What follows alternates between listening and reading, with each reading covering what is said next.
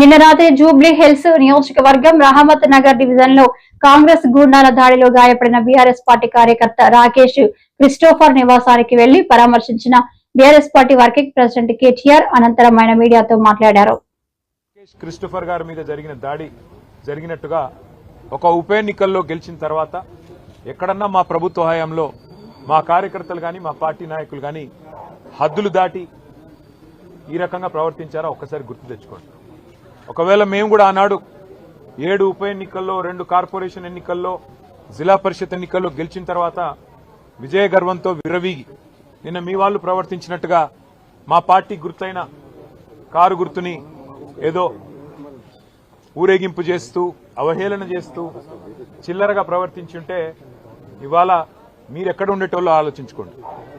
సోదరుడు రాకేష్ క్రిస్టోఫర్ గారి మీద ఒక క్రిస్టియన్ మైనారిటీ కమ్యూనిటీకి సంబంధించిన సోదరుడు, ఆయన మీద రెహమత్ నగర్ లో జరిగిన ఈ దాడిని నేను పూర్తిగా ఖండించడమే కాదు, ఆయనకి జరిగిన ఈ దాడికి బాధ్యత కూడా ఖచ్చితంగా కాంగ్రెస్ పార్టీయే వహించాల్సి ఉంటుంది. ఎన్నికల్లో కొన్ని ఎన్నికలు గెలుస్తాం, కొన్ని ఎన్నికలు ఓడిపోతాం. ఎన్నికలు జరిగినంత కాలం ఎవరి పార్టీకి వాళ్ళు ప్రచారం చేసుకుంటాం. కానీ ఎన్నికలు అయిపోయిన తర్వాత కూడా ఈ రకంగా కక్షపూరితంగా వ్యవహారం చేస్తాం, ఈ రకంగా రాజకీయం చేస్తాం, రౌడీజం చేస్తామంటే తెలంగాణ ప్రజలు అన్ని చూస్తున్నారు. తగిన సందర్భంలో తగిన విధంగా బుద్ధి చెప్తారు. మేము తమ్ముడు రాకేష్ క్రిస్టోఫర్ గారికి, వారి కుటుంబానికి, వారి శ్రీమతికి, వారి కూతురికి, వారి కుమారుడికి, వారి తండ్రి గారికి అందరినీ కలిసినాము.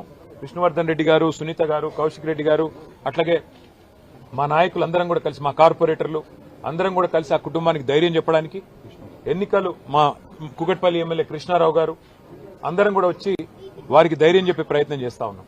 అట్లాగే నేను ఇంకొక మాట కూడా ఇస్తా ఉన్నా, ఎన్నికల ముందు చెప్పాను, మళ్ళీ చెప్తా ఉన్నా. జూబ్లీహిల్స్ నియోజకవర్గంలో ఏ కార్యకర్తకి ఏం జరిగినా కంటికి రెప్పలాగా కాపాడుకునే బాధ్యత నాది, పార్టీది. వదిలిపెట్టే సమస్య లేదు. ఒక ఎన్నికల్లో గెలవచ్చు, ఒక ఎన్నికల్లో ఎదురుదెబ్బ తగలొచ్చు, కానీ కార్యకర్తల విషయంలో మాత్రం ఎక్కడ ఎవరికి ఏ అన్యాయం జరిగినా, ఎక్కడ ఎవరికి ఏ చిన్న నొప్పి కలిగినా తప్పకుండా ఇదే రకంగా వాళ్ళ ఇంటి ముందుకు వస్తాం. అర్ధగంటలో వస్తా అని చెప్పినా ఇలా వచ్చినాం. రేపు కూడా ఇట్లే ఉంటాం. మంగళవారం నాడు జూబ్లీహిల్స్ నియోజకవర్గ కార్యకర్తల సమావేశం కూడా ఏర్పాటు చేస్తా ఉన్నాం. ఆ రోజు మిగతా అన్ని విషయాలు కూడా డీటెయిల్డ్ గా మాట్లాడుకుందాం. కానీ ఖచ్చితంగా ఈ రోజు జరిగిన ఈ దాడికి కాంగ్రెస్ బాధ్యత తీసుకోవాలి. మరి కాంగ్రెస్ పార్టీగా ముఖ్యమంత్రి రేవంత్ రెడ్డి బాధ్యత తీసుకోవాలి.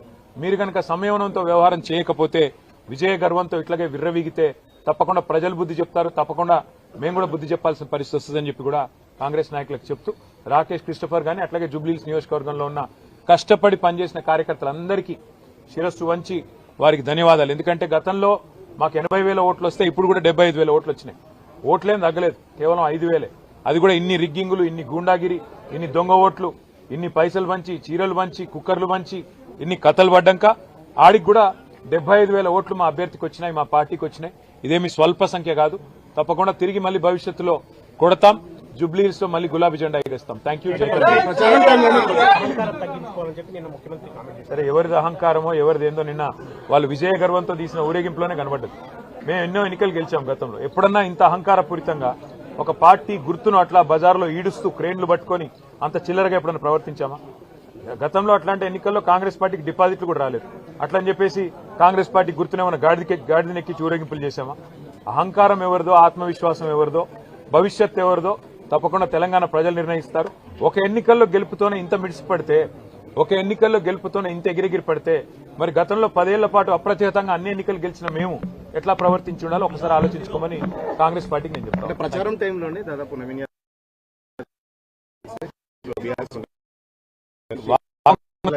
ఇది సాంకేతికంగా వాళ్ళు గెలిచారు తప్ప ఇంత రిగ్గింగు, ఇన్ని దొంగ ఓట్లు, ఇన్ని పైసలు, ఇన్ని చీరలు, ఇన్ని కుక్కర్లు, ఇవన్నీ ఇప్పుడు రెహమత్ నగర్ లో మీరు ఇక్కడ ఉన్నారు కదా, మొత్తం విలేకరులు ఇల్లు తిరిగి అడగండి. ఎన్ని డబ్బులు పంచారు, ఎన్ని కుక్కర్లు పంచారు, ఎన్ని రకాల తాయిలాలు పంచారు, ఎన్ని ఆపసోపాలు పడ్డారు. చివరికి అరకొర మెజారిటీతో ఇన్ని దొంగ ఓట్లు వేయించుకుంటే, ఇంత రిగ్గింగ్ చేస్తే చావు తప్పి కన్నులోట పోయినట్టు గెలిచినారు. అదో గెలుపు అనుకుంటే అది వాళ్ళ కర్మ, నేనేం చేయలేదు.